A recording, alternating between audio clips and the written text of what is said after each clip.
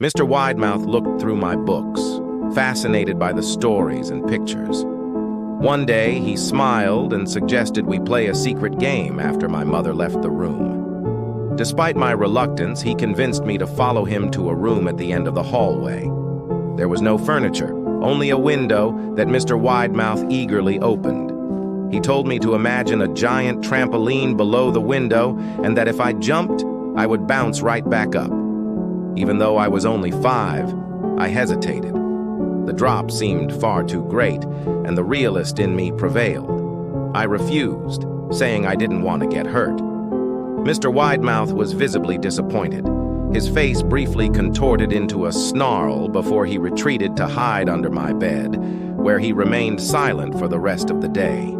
The next morning, he brought a box filled with knives, suggesting I practice juggling.